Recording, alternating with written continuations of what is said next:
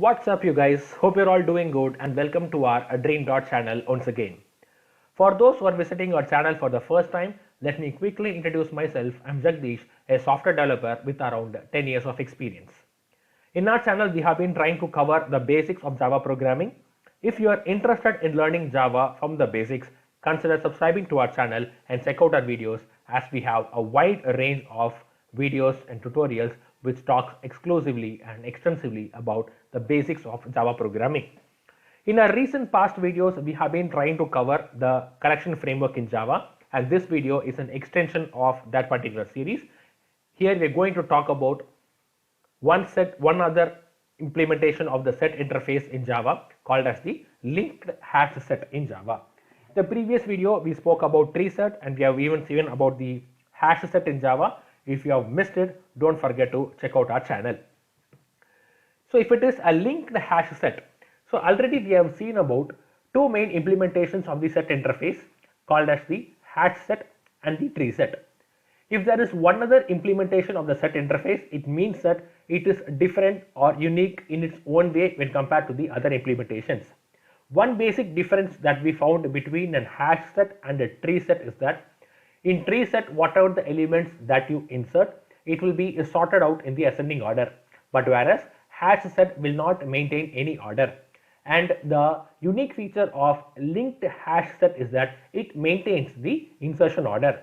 So whatever the order that you insert the elements, in the same order it will be retained in your linked hash set, and when you iterate or print or get those elements, it will be printed or you will be able to retrieve those elements in the same insertion order. How can you, to practically demonstrate it, how can you create a linked hash set? So it's going to be linked hash set. It resides inside the Java util package. So it resides inside the Java util package as the other implementations of the collections. So I'm going to create a linked hash set, and my linked hash set is going to hold the string, and it's going to be my set equals new of linked hash set followed by a semicolon. So this is the syntax of creating a linked hash set. And adding an element to this linked hash set is same as that of how you add your elements to the hash set or the tree set. You can make use of the add method and you can add it. So dot of add method, you can add the strings. So I can make use of names like Jack, or if you wanted to add one more thing, you can make use of Rose. And if I am adding the same element Rose once again, okay, and I'm going to add one more name called as the Mick. And now if I try to print this particular thing, so my set is a name. Now if you try to run this particular program, so run as Java application, so you can see that Jack, Rose and Mick are printed. So the importance of this is like you can learn about two important features of the set with this example. First thing is that it has retained the insertion order. So whatever the order that I have inserted, in the same order I am able to get back the elements. That is the first point.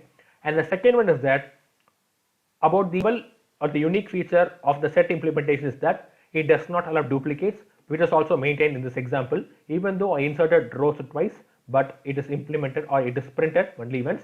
This shows that any of the set implementation does not allow duplicates, and it has maintained the insertion order. And along with this add method, there are a variety of methods that are available as a part of this set implementation. Like if you wanted to clear this particular set, you can make use of the clear method. You can duplicate it using the clone method. If you wanted to check whether it contains any specific object, you can make use of the contains. For example, if my set dot contains, if I like make use of Mick, so you can try to print something, so element found,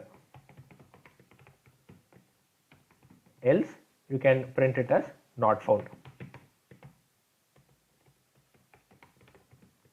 So now if you try to run this particular program, so run as Java application, so here it will say like element found.